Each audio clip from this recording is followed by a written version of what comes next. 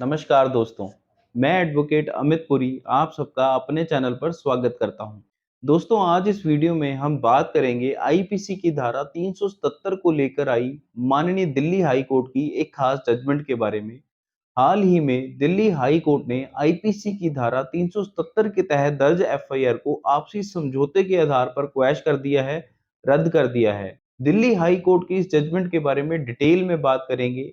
आगे बढ़ने से पहले अगर अभी तक किसी ने हमारे चैनल को सब्सक्राइब नहीं किया तो चैनल को सब्सक्राइब जरूर कर लें और बेल आइकन बटन दबाना। तो आइए वीडियो को स्टार्ट करते हैं और बात करते हैं आईपीसी की धारा 377 यानी कि अननेचुरल ऑफेंसेस को लेकर आई माननीय दिल्ली हाई कोर्ट की इस खास जजमेंट के बारे में। इस केस के फैक्ट से कि एक पत्नी ने अपने पति के खिलाफ एक एफआईआर दर्ज करवाई और आईपीसी की धारा 406, 498 ए, 354, 377 व 34 के तहत एफआईआर दर्ज की गई।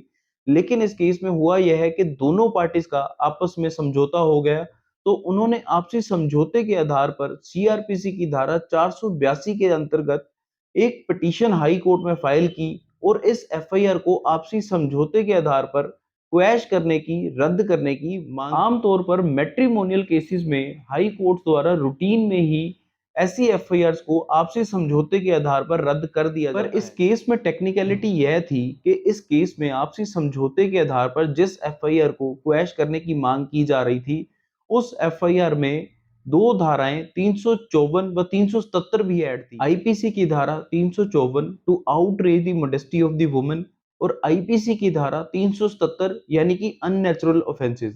अगर इन दोनों धाराओं में से भी हम आईपीसी की धारा 377 की बात करें तो इसे कानून की नजर में एक संगीन जुर्म माना जाता है, इसे एक हीनस क्राइम माना जाता है। माननीय सुप्रीम कोर्ट ने बार बार अपने फैसलों में माननीय हाई कोर्ट्स को यह निर्देश दिए हैं, जिन एफआईआर्स में हीनस क्राइम का जिक्र है, जहां भी संगीन जुर्म है, वहां पर अगर पार्टीज का समझौता भी हो, ऐसी एफआईआर्स को आपसी समझौते के आधार पर रद्द नहीं किया जा सकता। इसलिए इस केस को लेकर माननीय दिल्ली हाई कोर्ट के सामने यह सवाल था कि आईपीसी की धारा 377 के तहत दर्ज एफआईआर को क्या आपसी समझौते के आधार पर रद्द किया जा सकता है, क्या ऐसी एफआईआर को क्वैश किया जा सकता है। हाई कोर्ट ने इस केस में कुछ खास टिप्पणियां की हैं, जैसे कि हाई कोर्ट ने यह साफ किया है कि यह एक मैट्रिमोनियल केस है।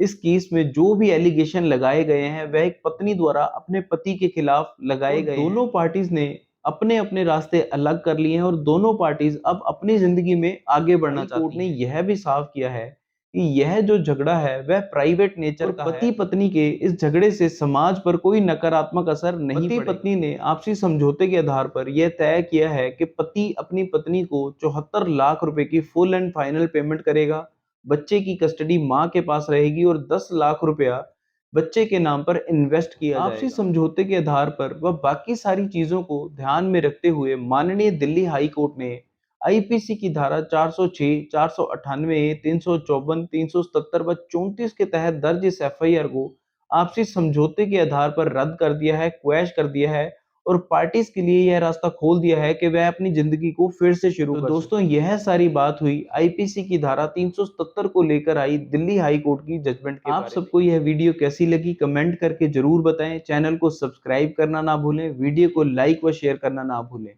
अगर किसी को किसी प्रकार की लीगल एडवाइस की जरूरत है तो वह नीचे दिए नंबरों पर संपर्क कर सकता है। जल्द ही मिलेंगे एक नए वीडियो के साथ, एक नए टॉपिक के साथ। तब तक मुझे दीजिए इजाजत। नमस्कार।